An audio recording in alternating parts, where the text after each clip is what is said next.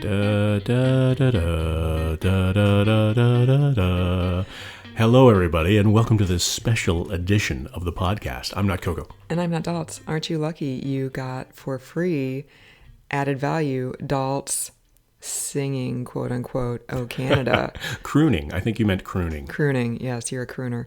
And the reason he's singing Oh Canada is because today is Canada Day. As we record this and the sun is shining and birds are chirping and we're not in Canada. Bust out your sortilege and your fudgios and celebrate the Great White North.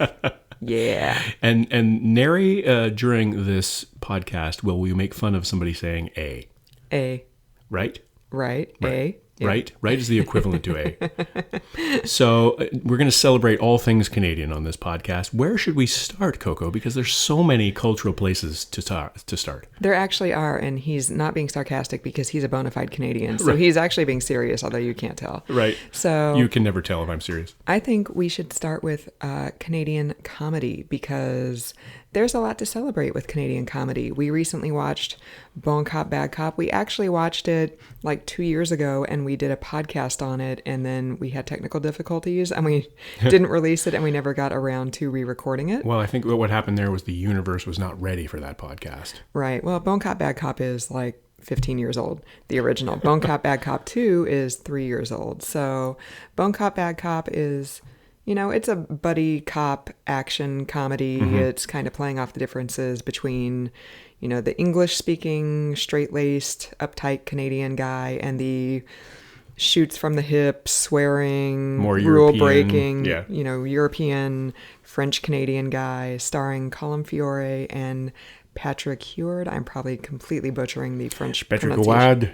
Yeah, so we can highly recommend that. The original came out in like 2006, and then the sequel came out about 10 years later, 2016, 2017. 2017, yeah. We can recommend them both. I think the first one is a bit better because it's funnier. The second one kind of goes into like a terrorism plot, which is by definition not necessarily funny, but both those guys did great jobs, and I appreciate their performances. The first one was had a very hockey angle to it, very hockey-centric sort of approach, because the bad guy, who, by the way, is just like an average-looking dude, like when there's the big reveal near the end of the movie as to who the bad guy was, you're all looking at him, it's like, what? This guy? Yeah, he's like a college kid. He's the guy he runs the hockey pool at the office. Like, what's the matter with him? But anyway, it's more about the revenge of people against the commissioner, whose name is Gary Buttman. Right. The script was written by a 10-year-old boy because you have Buttman and Gross Butt and Pickleton, yeah, I think. Pickleton, yeah. Yeah, so... Instead of Pocklington. Yeah, so the script was written by a 10-year-old boy, but it was very funny. It was funny. So. And what I really liked about those two movies is the chemistry between Fiore and Ward, especially Patrick Ward, who is really good. And I know that the ladies like him because every time that he came on the screen, you had like a swoony kind of flow to you. Your vibe was very swoony. It's like, that's a big, strong French guy. He's tough and I like him. Well, you're not denying it. I noticed that. No, I mean, he's hot. What can I say? Yeah. I also liked that, you know, they slipped seamlessly between English and French. Yes. Like it was... You know, I enjoyed that. Like we don't mind subtitles. We've mentioned that before. So well, and it was very much it's like the dream come true for Canadian culture because it's this French Canadian, English Canadian movie, and it's seamless. It's not forced. Like the idea is not forced. It's like, well, you could conceivably see this if there was a crime committed that they both had jurisdiction over, they would work together. So you've got the English and the French, and like you said, you've got both languages in there, and I think it works really well. The comedy is really good because. There is equal, the insults have equal weight to them, both on the English side and the French side. So they're both being made fun of in an equal way, which is important. Yeah, because we're all equal in everybody's eyes. They're celebrating their differences while also mocking them. Exactly. So it was a good time. Exactly. And there were no poutine jokes in there, so I don't understand what happened there. Poutine, you mean like what we're going to have today? For dinner. Canada Day? Celebratory dinner. Well, you're going to have it. I don't know if there's a vegan poutine recipe out there. So. I think that's probably as far away from vegan as possible. Yeah. Cheese curds. I can't imagine what vegan cheese curds would look like. It's too bad the real Coco isn't here because she would eat the hell out of the cheese curds. Cheese curds and chicken gravy and French fries. Oh my God, that's like she's in doggy heaven and really upset right now. And she's looking at me and barking. She didn't last to Canada Day, so unfortunately. We can also recommend Kids in the Hall. Mm-hmm. I should mention you can recommend Kids. Bone Cop, Bad Cop, and its sequel are both currently available on Netflix. Kids in the Hall. Wait a minute, before we go there, I want Bone Cop, Bad Cop, Trois. I want to complete the hat trick. Like everybody's doing the trilogies. We shouldn't stop there. So that's right. I just want to add that before we move on. I mean, those guys are both still acting. They're both still around. So well, we got to see in the second one, Colm Feore's character gets Lou Gehrig's disease. Yeah. So that might be a challenge in the third one, and maybe that was the only way that he agreed to do the series. I'll do it for $50 million, and if you kill me off, so I never have to do these movies ever again. Sounds like Harrison Ford. He's going full Harrison Ford. Exactly. So anyway, go ahead. I second the Bone Cop, Bad Cop, Trois. Bone Cop, Bad Cop, Trois. That's hard to say for me. The hat trick. The hat trick. So Kids in the Hall is not currently available anywhere on like free streaming. You can purchase each of the seasons on Amazon. The reason I'm bringing up Kids in the Hall is A, because it's hilarious, and B, because Amazon recently commissioned an additional 8 new episodes of Kids in the Hall. I don't know when those are going to come out because I believe they were writing them because pandemic. When the pandemic hit, so who knows when they'll actually get to film any episodes. But if you can find some old Kids in the Hall episodes and go back and watch them, they are hilarious. Comedy Central here in the States used to have Kids in the Hall basically on 24/7. So when I was in college, that was all I watched pretty much. So I was never really a Kids in the Hall fan. They were sort of after drunken nights for me, you know what I mean? Like usually in college, you come home and you watch something, and that was usually Second City or Saturday Night Live for me. And Kids in the Hall, I found them pretty good. I mean, the chicken lady and squishing your head and all that sort of stuff. I thought that was pretty good. I mean, they're definitely an institution in Canadian comedy, and they're worth celebrating for sure.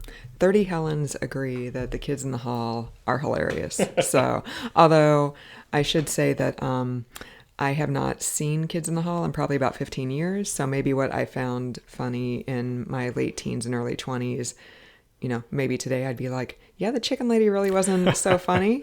But, I have very fond memories of Kids in the Hall. And whenever the new episodes finally come to Amazon, I'm going to watch the hell out of those. Well, and that's a new thing that we can celebrate. We can hook that on for this podcast. It's not all about nostalgia. So you can look forward to new Kids in the Hall whenever that sort of stuff happens again. Well, Canada kind of has the coronavirus under control. So maybe they might get, I know soap operas in LA are starting to tape again. So maybe Kids in the Hall might be taping and we might get like a Christmas present. Wait, how are they going to do like kissing scenes and stuff like that? So with masks on? What I read is apparently spouses are going to stand in for love interests. So everything is going to be shot from like the back of the spouse's head. And so you're not going to see. So it's not like the spouse becomes a character in the play or anything right. like that. Yeah, no, it's just whenever Brooke Forrester has to kiss Ridge or whichever guy she's banging right now. So there's got to be some wigs is what you're saying. Yeah, probably. Or like some Grecian formula maybe. I don't know. So, but not to get too far off on a tangent on soap operas. So right. What can you recommend from Canadian culture, Dolls?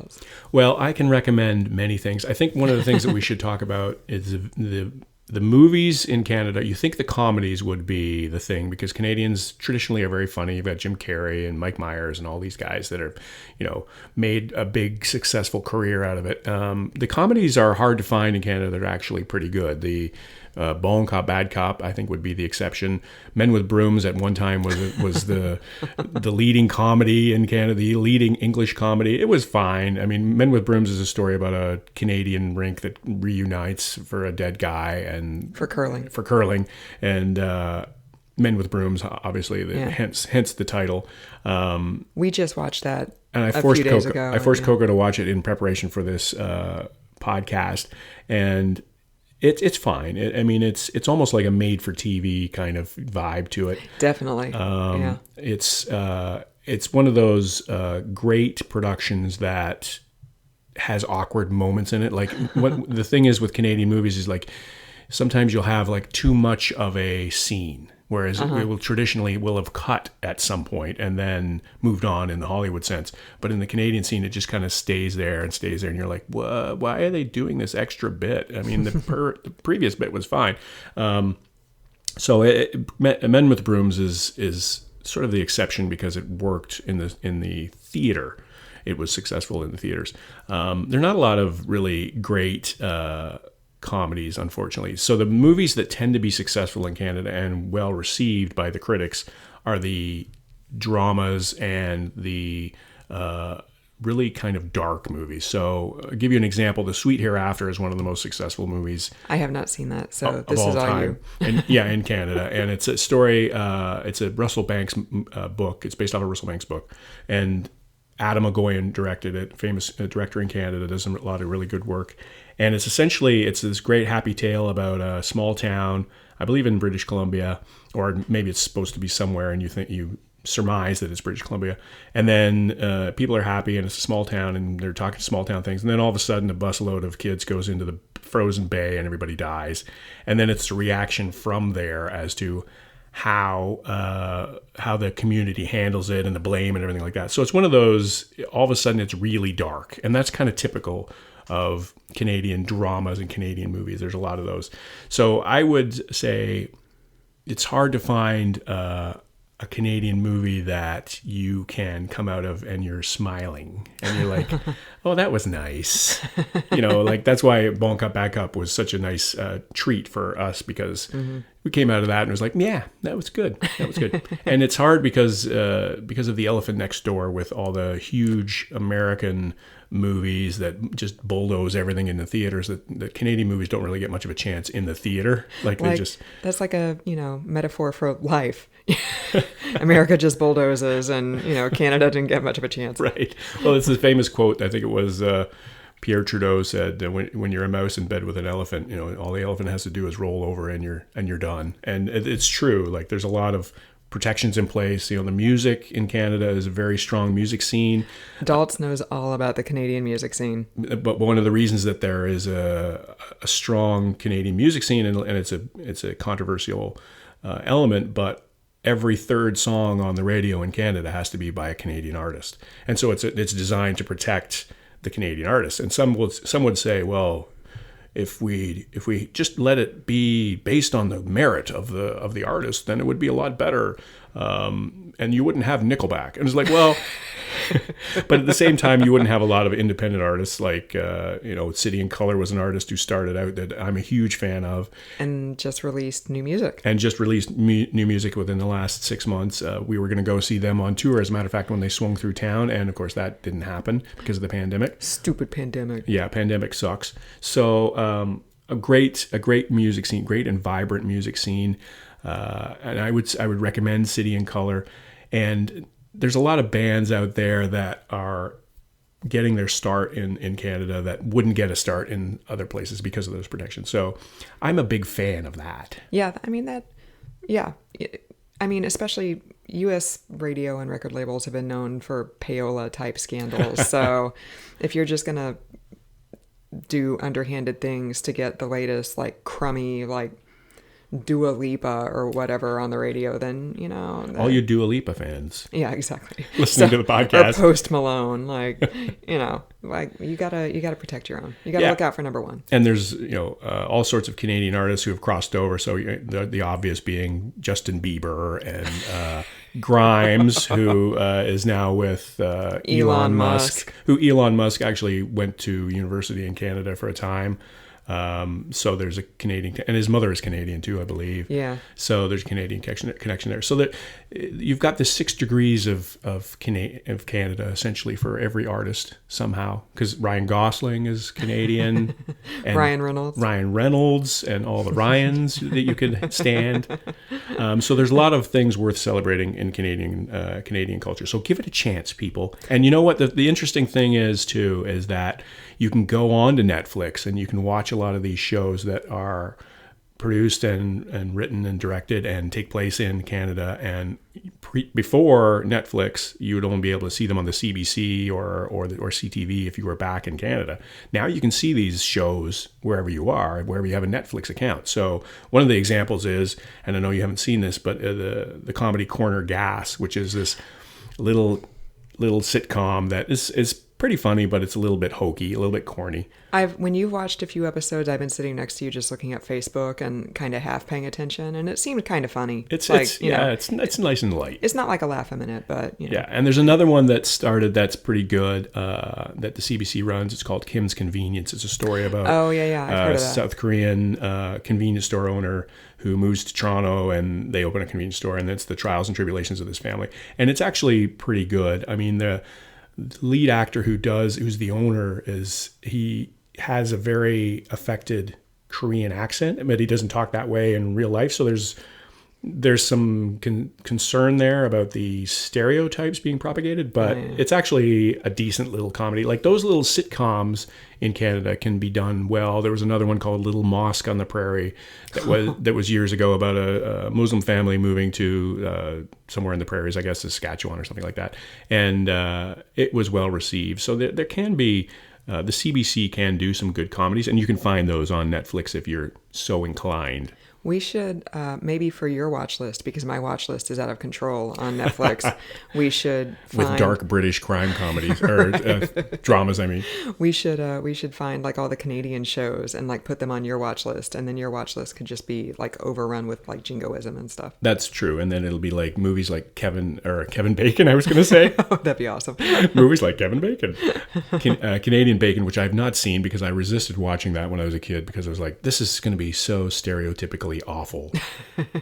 Alan Alda as the president saying they must invade Canada. Oh, that sounds awesome, actually. I love Alan Alda. He's a national treasure. And then John Candy as the I think he plays an American cop and has to come to the rescue to the situation or something like that. But it's a very interesting premise, and as listener will tell, I have not watched it yet. Maybe we should watch it tonight for Canada Day. Maybe we should. In celebration. Yeah, because you were saying that we needed to find a Canadian movie or something to watch. So. Well, I looked for Strange Brew, and it's there, but it's not free. So Strange Brew being, of course, the ultimate Canadian comedy of all time. The Mackenzie brothers, of course, and everybody on this listening to this podcast knows who the Mackenzie brothers are. Bob and Doug, true Canadian heroes. And if you think that that's what happens in Canada when you watch that movie, then next time the border opens, bring your money and spend it luxuriously. And a beer. Yeah, and a tree. There should be more there, eh? Oh, okay. That's maybe the best Christmas song ever. And we listen to it every Christmas. We totally do. We have to. I mean, come on. It's a family tradition. Yeah. So one more thing I want to recommend. I did not run this by Daltz, so he's going to be surprised, although perhaps not. If you are remotely a fan of reading, I can recommend Margaret Atwood. She's, if you know anything about Canadian literature, you know about Margaret Atwood. She's, the best. There's nothing you can really say about her. She did The Handmaid's Tale, which is very famous. I actually would recommend anything before the turn of the century that she wrote. Like the stuff she's written since then. I wasn't a big fan of the Mad Adam trilogy. I don't even think I finished it. I think I've got the third book like over there in the bookcase somewhere, and I didn't even read it because I didn't love the first 2 books. A year or 2 ago, she did a sequel to The Handmaid's Tale called The Testaments, which I enjoyed. But yeah, anything from like the 80s and 90s or even the 70s from Margaret Atwood, like The Handmaid's Tale, Alias Grace, The Blind Assassin, which is my favorite book of all time. Wow. The Robber Bride. Of all time? Of all time. Yeah, she also has... even above my book? Yeah. Wow. Yours is number 2. So Daltz is also a Canadian author, and I'm trying to convince him to let me type out his book so he can sell it on Amazon because it's not currently in print. On Kindle. Yeah, so maybe keep an eye out for that coming soon. So I read the Testaments, and you can find the review on cocoandults.com. You can also find a podcast review we did of that if you go back in our archive. And we don't have to go back there, but Margaret Atwood is a fine Canadian author. She's pretty mainstream, and she's been around for a long time. Yeah, she's been around since like the 60s. Yeah, nobody will disagree with that, but and she's very much been able to stay relevant, I think, despite the fact that she's not of the generation that she's writing about. But she's a good author. One of the authors I will recommend is Bill Gaston. Bill Gaston wrote one of my favorite books called The Good Body. It's a hockey book, of course. It's about a guy who's dealing with multiple sclerosis, and he doesn't know it, and also divorce. And it's actually, his character is very reminiscent of the Patrick Ward character in Bone Cop, Bad Cop. He's this big, tough guy who's not the brightest bulb in the drawer, but he's also trying hard. He's very earnest. So that's one author I would recommend. Also Dave Bedini, who's another great author and helped me get my book deal. So I'm going to tout him. Shout out. Yeah, exactly. He wrote Tropic of Hockey, is most famous for that, and is now a newspaper publisher. Wow. Because he, in addition to still doing some writing, he's got a very good sense of culture, and he's very an interesting guy. So if you see a Dave Bedini book, I would recommend picking that up as well.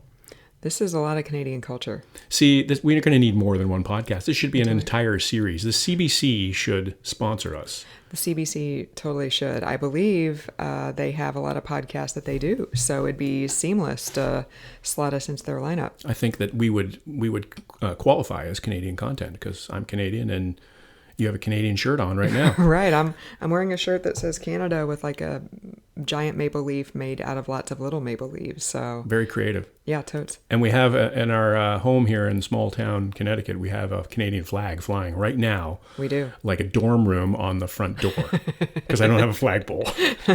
And Daltz has a maple leaf hat. So. Right. So we're fully qualified here, CBC. Yeah, totally. Listen to us. Buy us. Please. Sponsor us. Yes. So there's a lot more to talk about, but I think that's probably good because people are out there and they want to just, celebrate Canada Day, and they're drinking maple syrup out of shot glasses and stuff like that. They're drinking their Muskoka like beer. Muskoka cream ale is probably what they're drinking. Oh, that sounds good. Yeah. It does, doesn't it? The first hangover I ever had in my life, it was I was at this dive bar in this lake town in Michigan, and they had Labatt's, like pitchers of Labatt's for like $1. Sorry about that. And I drank a lot of Labatt's that night. Wow. And the next day I woke up with like a raging hangover, and I was like, what's going on? Like I'd never had a hangover before. So because that's what quality beer will do to you. But drinking 18 pitchers of quality beer. Well, that's what Labatt's will do. I'm not a Labatt's fan, so there you go. So, Coco, do you want to go over the litany of places that we can be reached? Yes, I do.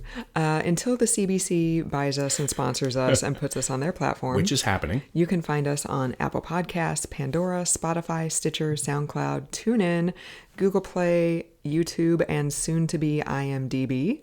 We will let you know when we are finally approved for that platform. You can also find us on the interwebs at cocoandalts.com, on Facebook and Twitter at cocoandalts.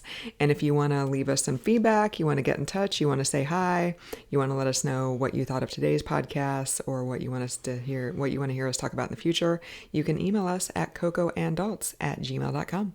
So with the play-out music, is it possible for you to put like the end of O Canada on there? Oh, I'll see if that's something that's royalty-free. It might be, but I don't know if it's not royalty-free. I'm not sure who would come at us for that because the composer is long gone. The Governor General? Yeah, maybe Bone Cop, Bad Cop will come after us. They're on. There's the third movie right there. They're on music rights. They're on music rights. They've got, after blowing everything up in the first 2 episodes and killing all the bad guys, they're like desk duty galore here. Well, if the Bone Cop has ALS, then, that might be, he might be like a forensic desk jockey now. Right. So. And then Patrick Ward comes knocking on our door and goes, "Elette, monsieur et madame, no comprendre." Call him Fiore. Call us.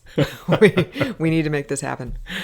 So thanks for joining us on this special edition, this Canada Day podcast for another week. Happy Canada Day! I'm not Coco. And I'm not Dots.